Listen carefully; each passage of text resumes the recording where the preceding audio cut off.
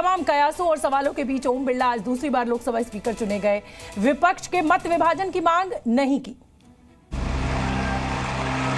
महोदय, श्री ओम बिरला को इस सभा के अध्यक्ष के रूप में चुना जाए।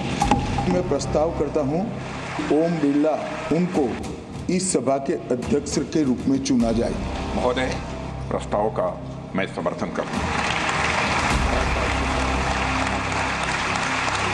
Shri Om Birla, a member of this House, be chosen. Those in favor may say aye. Those against may say no.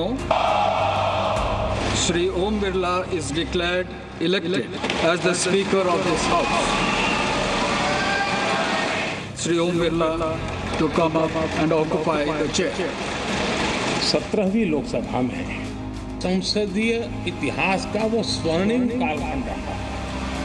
By allowing us to represent the people of India, you will do your duty of defending the Constitution of India. निष्पक्षता इस महान पद की महान जिम्मेदारी है। आप लोकतांत्रिक न्याय के मुख्य न्यायाधीश की तरह बैठे हैं। तो देखिए, आज ओम बिरला दूसरी बार लोकसभा स्पीकर चुन लिए गए हैं। विपक्ष ने मत विभाजन की मांग भी नहीं की। वहीं इसके बाद खुद प्रधानमंत्री मोदी और संसदीय कार्य मंत्री किरण रिजिजू और राहुल गांधी उन्हें अध्यक्ष पद की जो कुर्सी है वहां तक लेके गए। सभी लोगों ने बारी बारी से ओम बिरला को अध्यक्ष चुने जाने पर बधाई दी। प्रधानमंत्री ने कहा कि बिरला को अमृतकाल में अहम जिम्मेदारी मिली है।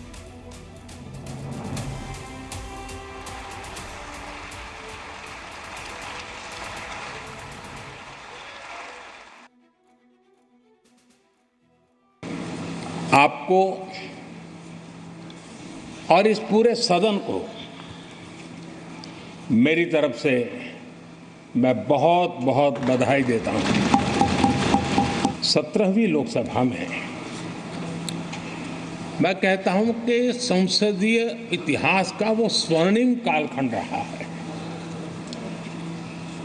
आपकी अध्यक्षता में संसद में जो ऐतिहासिक निर्णय हुए हैं, आपकी अध्यक्षता में सदन के माध्यम से जो सुधार हुए हैं, ये अपने आप में एक सदन की भी और आपकी भी विरासत है।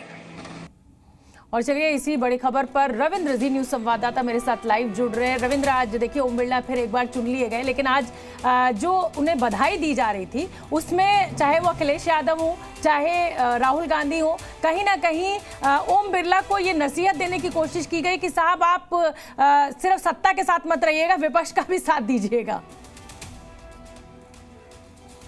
देखिए, बिल्कुल शोभना, ये मतभेद और असहमति के बावजूद एक स्वस्थ परंपरा का निर्वहन हुआ। और वो तस्वीर भी आपने देखा कि जब प्रधानमंत्री नरेंद्र मोदी, जो नेता सदन है, और नेता विपक्ष राहुल गांधी ओम बिरला को एस्कॉर्ट करते हुए आसन तक ले गए, उस स्वस्थ परंपरा का पालन हुआ। लेकिन कह सकते हैं जो कांग्रेस ने जो आरोप लगा रही है कि उस स्वस्थ परंपरा का पालन नहीं हुआ जब पूरे कार्यप्रणाली खत्म हुआ और इमरजेंसी पर लाया गया। लेकिन कहीं ना कहीं जो स्पीकर को चुनाव को लेकर जो एक विरोध था वो खत्म हो गया है। और नेता विपक्ष हो या नेता सदन हो, वो चाहते हैं कि आने वाले दिनों में ये कार्रवाई अच्छी तरह से चले। लेकिन ये कहीं नहीं होने वाला आगे चलकर, क्योंकि आज राहुल गांधी ने मोर्चा संभाल लिया है। और भले ही चुनाव न हुआ हो, राहुल गांधी या कांग्रेस के रणनीतिकारों ने ये माना होगा कि नेता विपक्ष की पदवी धारण किए हैं, पहली बार किए हैं, और पहले ही दिन शिकस्त उनको झेलना पड़े नंबर गेम में, ये कतई नहीं हो। और लास्ट मोमेंट में ये हुआ कि भले ही चुनाव के उम्मीदवार हो कोई हमारी तरफ से, लेकिन हम वोटिंग के लिए प्रेशर नहीं करेंगे।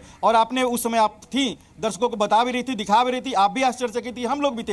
ये अंतिम समय में लिया गया क्षण था, एक फैसला था। फिर भी एक स्वस्थ परंपरा हुआ कि इसमें चुनाव और वोटिंग की नौबत नहीं आई थी। नहीं, बिल्कुल रविंद्र। और अब आने वाले समय में रवि को भी मैं यही बोल रही थी कि अब आनंद में रिपोर्टिंग आपकी होगी, क्योंकि अब मुकाबला जो है वो टक्कर का है।